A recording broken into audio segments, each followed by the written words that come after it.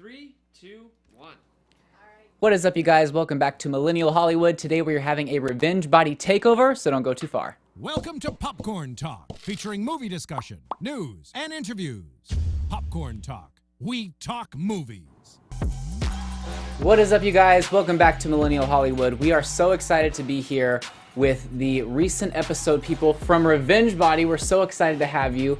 We have Mr. Michael Kolb here in the studio. How are you? Hey, I'm good. It's good to be here. Thanks for having me. Yeah, thank you so much for coming in. Where can everyone find you on social media? You can find me at DS Mikey on Twitter, on Instagram, pretty much everywhere, DS Mikey. All right, we are joined by his world-renowned trainer, Aaron Williamson. Thank you for coming in. Awesome, thank you. Where can everyone find you on social media?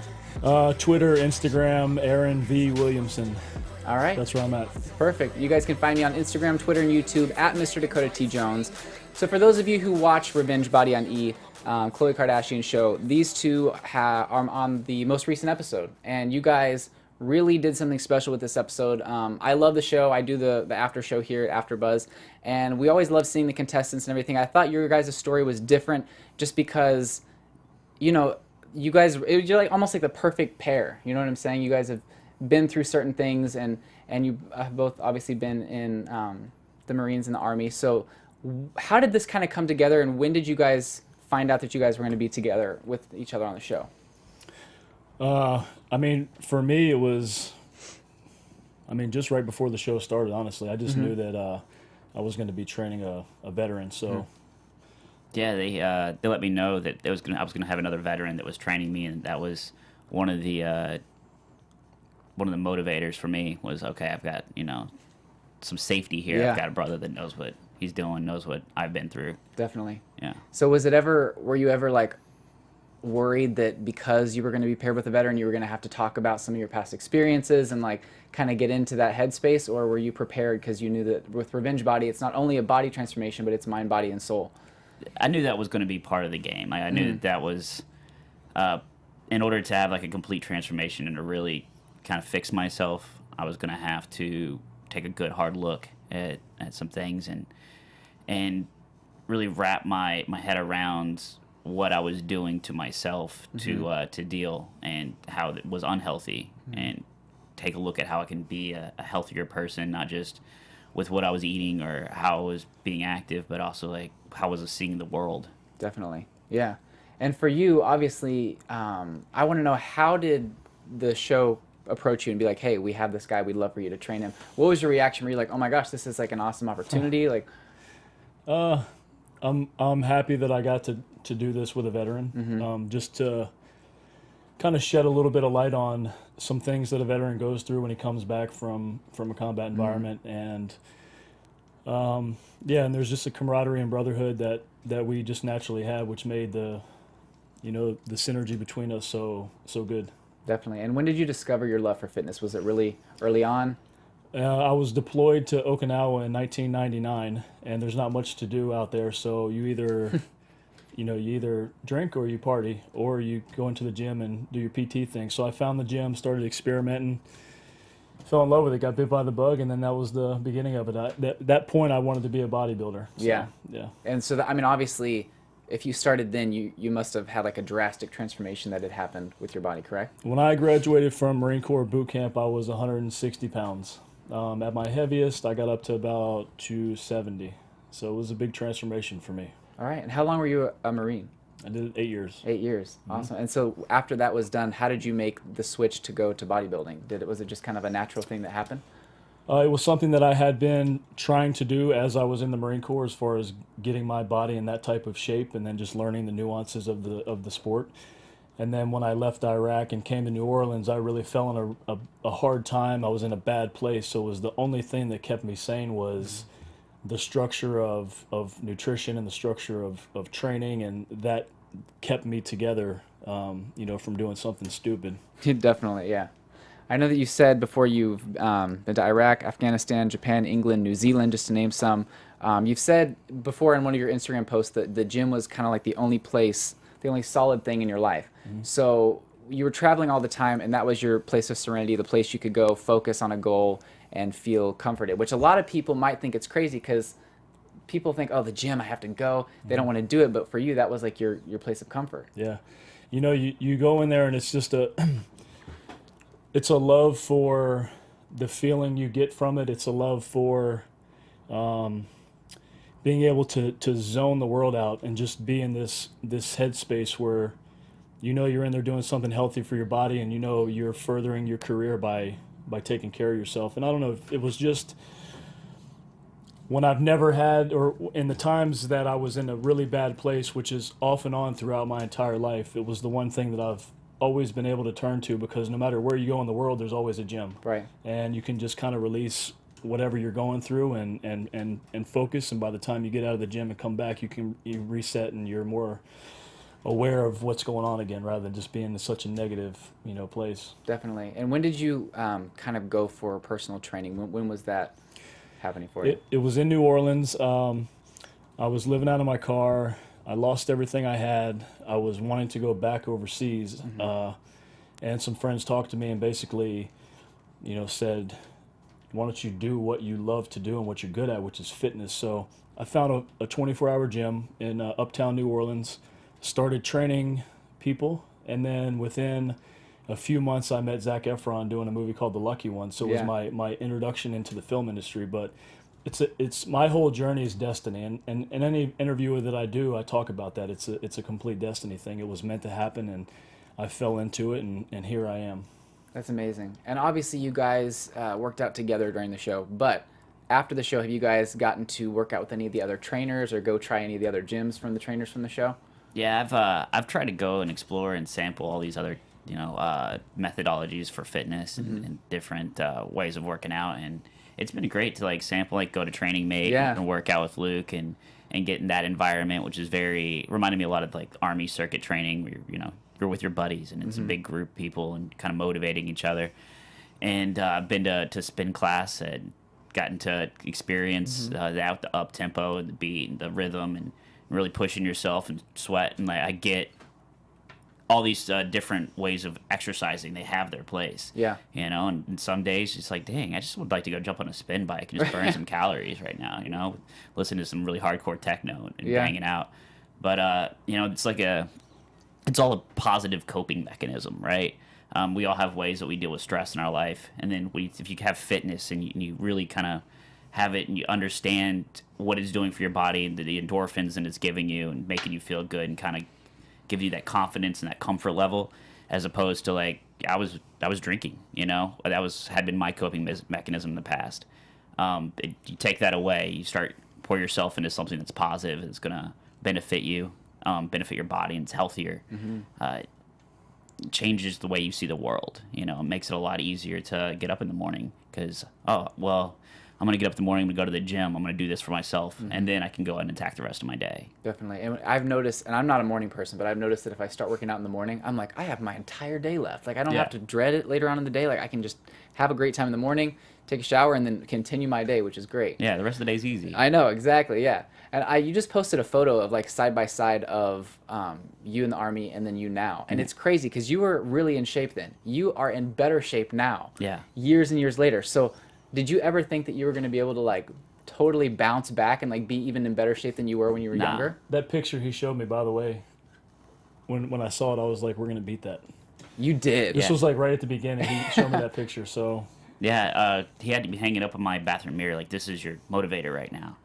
And, a year later, from first hanging that up, yeah, okay, I've beat that. But that photo back then was just a young me that wasn't educated, didn't have Aaron teaching him. I wasn't eating properly, and I was working 16-hour days as a drill sergeant, trying to fit in the gym wherever I could. And now with consistency is insane. It does so much for you. Yeah. If you can consistently do something and build a habit in your life, you're going to build towards something. You're going to progress towards something, and that is, I think, a lot of veterans lose that. We have this ladder we're trying to climb, and this career we're working towards, and we have this purpose in our life when we're in the military. Structure. Yeah, there's a structure, and then you get away from that, and then you just kind of wander around lost. You can get lost real easy, but having that structure back in your life, giving you that purpose and that motivation, it's crazy what you can accomplish. Yeah, it is crazy. Consistency is key, and that's something that I've started to learn. I started my fitness journey last year, and just as of January 1st, I've been like working out consistently every day. Mm-hmm. I lost like 22 pounds of fat just from doing cardio, but I didn't really know what I was doing. So now I'm trying to pack on the muscle. But Yeah. people have told me, be careful with how much cardio I do, because that can kind of like eat away at the muscle that I'm trying to produce. So how often do you guys do cardio? He does cardio a lot more than he couples cardio with his training. For me, I don't do much of it. Yeah. Besides hiking and simple things. For me, I just have the physique where I don't really need to do much cardio. Yeah. I do it more for the health benefits, the cardiovascular benefits of it. But Yeah, I pour the cardio on. Yeah. Oh, I got in trouble with him a lot because I would go do cardio before he'd show up to the gym. And then he'd get to the gym, be like, all right, let's lift. And I'd already be done. Be like, oh, I just did an hour on the treadmill, I'm tired. He's like, oh, we got to push now. You do cardio after you lift. And I had to kind of reset my way of thinking about exercise. And now I go into the gym and I get my lift on. I do whatever I'm working on that day. Whatever my body is telling me I need to work on, and then I go do a spin bike or I go get an elliptical for about 15 to 45 minutes, whatever I'm feeling, and keep those calories burning, keep getting rid of that little bit of fat that I have left I'm trying to get rid of. So whenever you go to work out, how long is that process? Depends on the day. Like every day is different. But I think on average I'm probably in there for about 45 minutes to an hour. Okay. And then, if I have time and I'm feeling good, I'll get in there for, up to 2 hours. Yeah. It's crazy because I always thought, man, an hour, that's just so long. But when we did Training Mate the other day, it was like, boom, it goes was by. over. And I was like, oh, that's it? But man, you feel it afterwards. Yeah. You can feel the burn. It's crazy. How long were you in the Army? I was in the Army for 13 years. 13 years. And did you enjoy it for the most part? I loved it. Like, Yeah. I think, I don't know about other people, but I know that I always kind of gravitated towards things that I'm good at. Mm-hmm. Like, if something is really, really hard, you get a lot of resistance there. You don't really want to go after it. In the Army, I was good at. I'd been raised in the military. My grandfather was in the military. My great-grandfather was, just a long line. And so that structure was already built into my childhood. It was a natural transition. And having a job that's like, okay, we get up in the morning, we go do PT, and then we go learn about explosives because it was combat engineering. Like, this is what you do all day, every day. Yeah. It was, it was great. I loved doing that. And then I had the camaraderie of my brothers. It was a family. You after work, you party in the barracks or like you get ready for the next day. And it was this environment that I felt safe and comfortable. I had a family there. And Definitely. Traveling all around the world, it was a great time.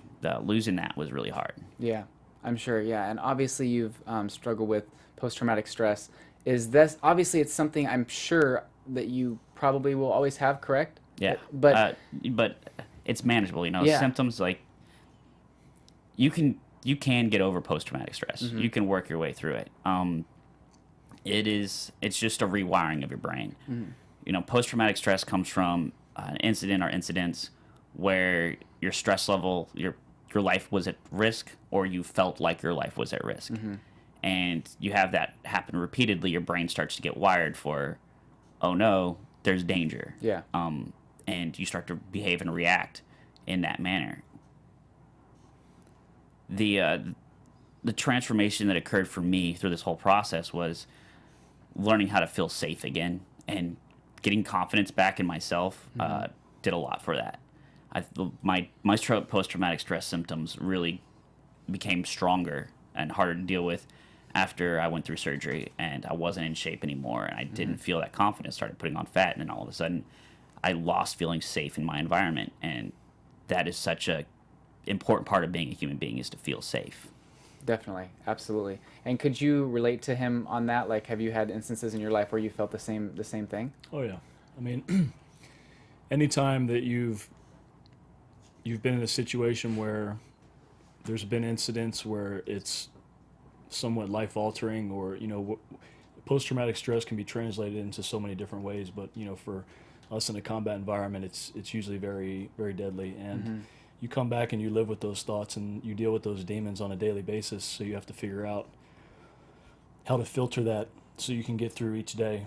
And that's why the gym was so important for me, because it would help me release that. And but yeah, it's a complete rewiring. It's just a mental strength that you have to find somewhere, and just have a solid support structure and get rid of the negativity in your life and get rid of the gossip and all the stuff that kind of runs rampant in society today. It's crazy how much, like when you put all those distractions aside and how much you focus on something positive, it's crazy how fast you can see results. Because a lot of people, you know, they have their lives like, oh, I'll go to the gym maybe once a week. That's not really going to do a whole lot. So it's really inspiring for me to see people like you guys who really just, it seems like every day go at it. And it just be like, well, if they can do it, I can do it. Obviously, like I'm a twig, but like I just want to pack on a little bit of muscle. But for someone like me, what would you suggest? Like what kind of workouts would you suggest for someone like me who's wanting to pack on some muscle? Well, nutrition is key. Yeah. So Diet's everything. once you get the nutrition part locked on, it's going to be very beneficial to get a few days in of weight training, but also still keep doing the cardiovascular stuff, you know, the training mate, you know, the functional fitness, all that. It's a programmatic thing, you know what I mean? You have to find what you like to do that makes you happy, that gets you the results. But the underlying theme of it all is the nutrition. Yeah. Like, you can do any type of training, you can train with any trainer, but if your nutrition's off, the results are going to be very limited. Yeah. And He learned that through it was a veteran-owned company called Regiment Meals, which hooked him up with the food during the whole show. But Yeah. that's awesome. And taking that out of, like, just not having to worry about, like, oh, what am I eating or when am I eating? I just have it already pulled out of the fridge, eat, meal prep. Yeah. move on. Yeah. That's awesome. Right now, I do have quite a bit of like nutrition plan that I'm doing. But what I want to do is the meal prep, because I feel like I wouldn't have to think so much throughout the day. I could just Yeah, it's a game grab changer. it. Yeah. It's a game changer. I was taking it with me to work. Yeah. You know, it's just always there, and I don't have to think about, oh, what am I eating, and worry about my macros. Yeah. That's been a new game that I've had to step into after the show. Is okay, macros and prepping my own meals and doing grocery shopping, and just kind of like I knew, you know, after having 16 weeks of those meals already there that was programmed, and it became habit at that point. Oh, this is what I eat for lunch. This is what I eat for dinner. Yeah. This is what I eat for breakfast, and just have to do that every day. And so now you have to do it yourself then, right? Yeah. Regiment's been nice enough to hook me back up. Oh, and that's awesome. We're working together again. That's so, really cool. Yeah. That's awesome. So you told me a little bit about this the other night, but you were saying that whenever you first kind of signed on for the show, the application was very long. I Yeah. saw the application. What was your thought process? Were you like, is this even worth it? Like, this is going to take me an hour and a half to fill out? I got bored, to be honest. I got really bored with it, and I just started writing jokes. Just started making fun of the application and my own answers, and I don't know. I guess my personality kind of came through in that because they contacted me pretty quick. But yeah, it's a pretty arduous application I had to fill out, and I hate paperwork. Like the Army, like I'm sure the Marines is the same way. You have to fill out a lot of paperwork all the time, and it's done in triplicate. And your name becomes chicken scratch because you have to sign it away so much. So yeah, I just kind of shouldered my way through it and did it my way. Yeah. And we saw what happened. Yeah. And whenever they contacted you, did you kind of like resist it all? Or were you kind of like hesitant on signing on? Yeah, I told them no initially. Oh, shoot. Okay. Like, they called me in. I did the audition, had the on-camera audition, and then they called me back up for a second. I was like, nah, I'm good. I didn't want to, like, this is painful. This is a hard journey to go on. Right. And I was, fearful. I was afraid of kind of exposing myself to everyone, and, like, being a human being on a camera is daunting. But they talked me into it, and they told me they were going to get me a veteran trainer, someone that could identify, and yeah, they slowly convinced me. Yeah. So it sounds like once they found you, they were like, okay, this is great. We want him. So then it sounds like they found you, and then they were kind of like, oh no, he doesn't want to do it. So they were probably trying to push you like, no, we've got someone for you. That's what I think happened anyway. But that's so interesting to know, because a lot of people, they sign on and they're like, they want it. And I don't know about a lot of people, but I feel like some of them do it more for like the fame aspect. They're like, I want to be on a show with Khloe Kardashian. But I love how in this episode, none of that was present with you guys. You were there on a mission. You were doing it for all the right reasons. And I think that really showed through on the episode. So Thank you. hats off for that. Yeah, definitely. So I wanted to ask you guys, so what was your first reaction to Khloe? Because did you get to meet her during this time period? No? Okay, so you didn't have, like, you sat down in front of Khloe Kardashian. What was that like? She's a human being. Yeah. Walking into a room like the white psych room with all the lights and the cameras, that was, the first time it was really getting filmed. I was kind of overwhelmed. It was a little daunting. Then I met Khloe, and we sat down, and she was just real polite and real sweet, genuine human being, just and cared. I could tell that she cared, and that made it easy to kind of open up and talk to her about some really difficult things. You don't usually talk to somebody when you meet them right away. you Right. know? Yeah, exactly. So yeah, it was nice. Usually with Khloe, people get like maybe a selfie on their way out of like, something, and then that's it. Most people don't get to really talk to her. You don't seem like the type to really get starstruck by anybody, but you've worked with people such as Zac Efron, Sylvester Stallone, Dwayne "The Rock" Johnson.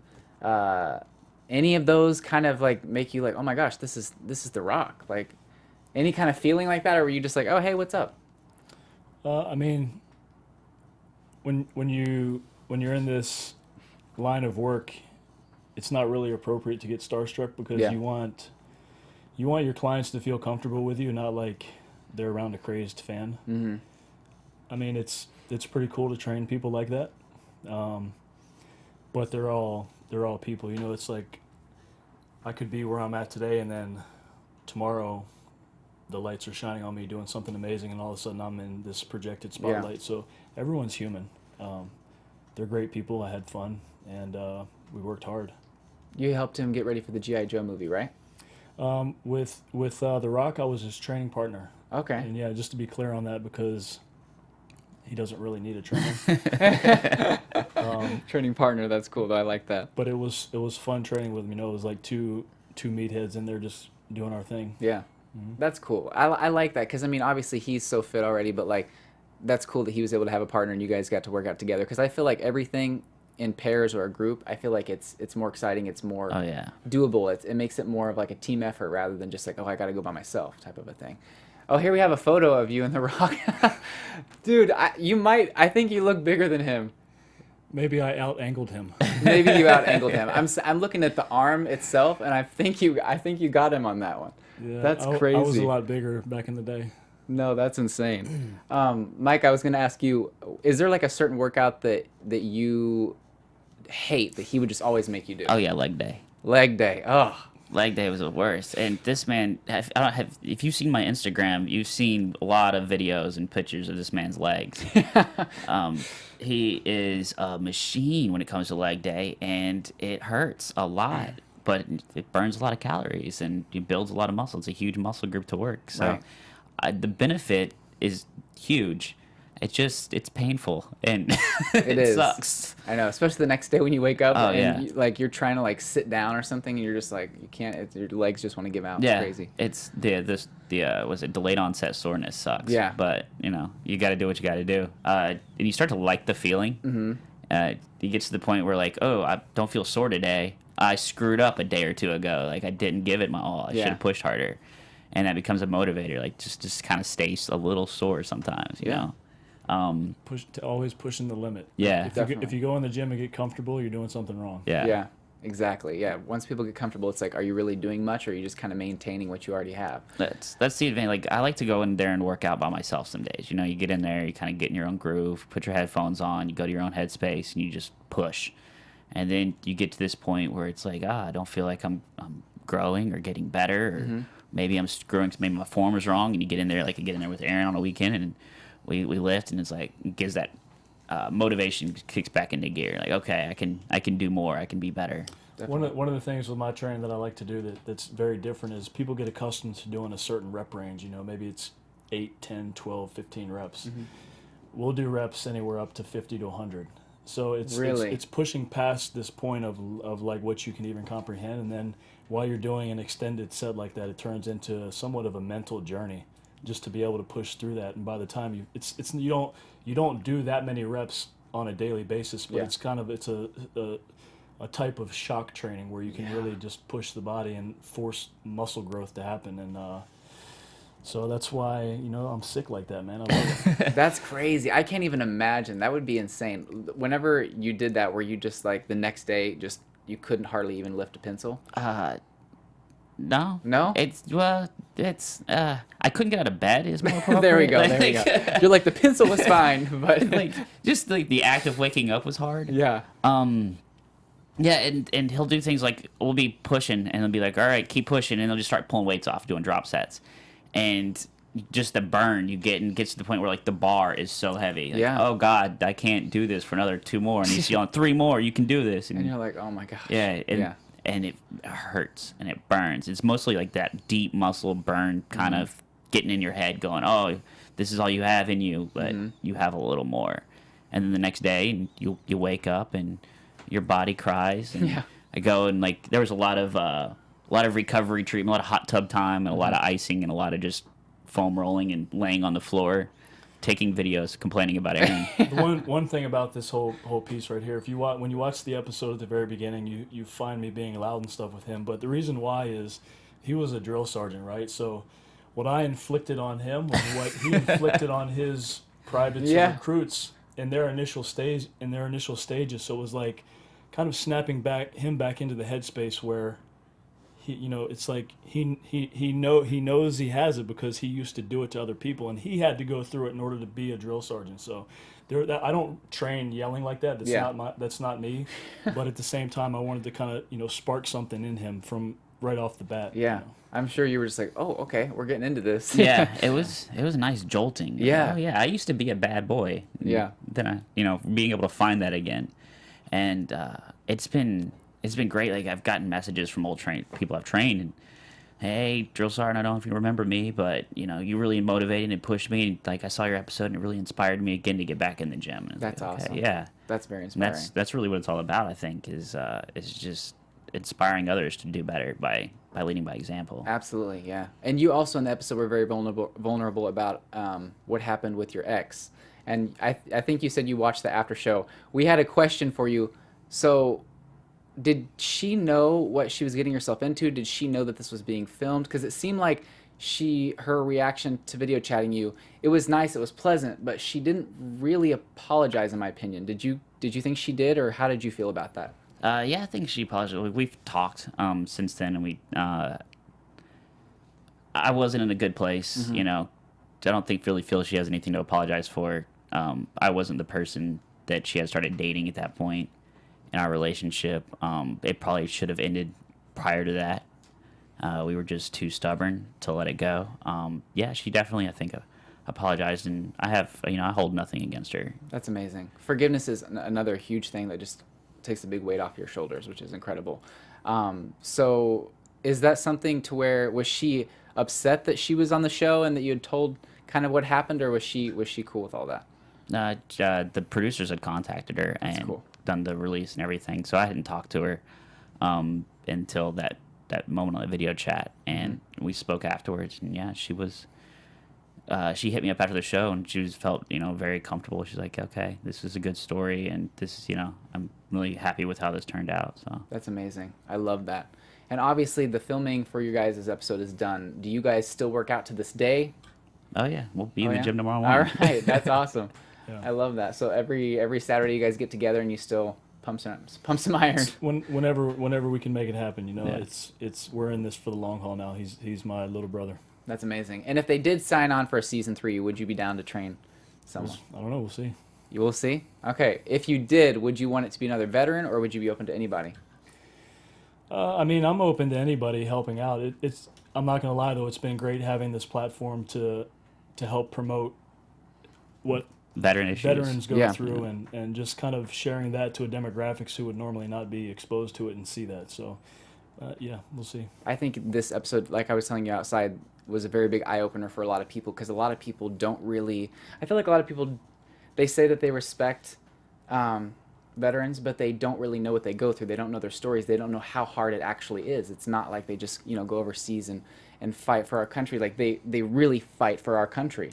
And I feel like a lot of people don't really get to see what goes on after the fact. So I thought that your episode was very eye-opening and very inspiring to a lot of people who may have like a blind eye to that kind of thing. One question I would ask, and I ask it frequently to some people, what would our country look like without a military? Without the strong military that we have, the strongest military.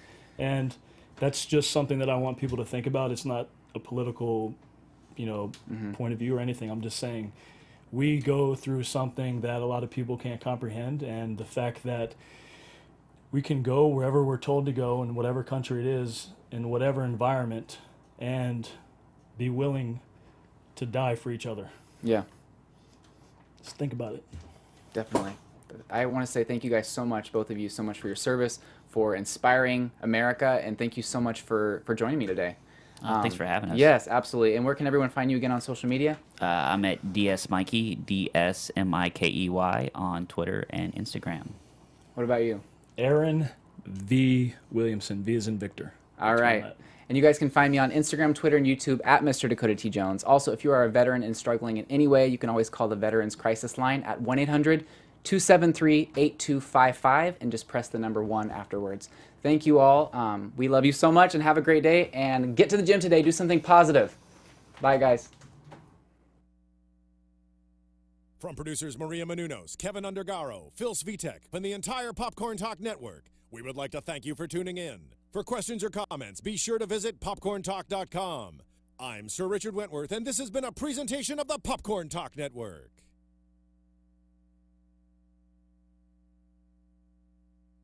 The views expressed herein are those of the hosts only and do not necessarily reflect the views of AfterBuzz TV or its owners or principals.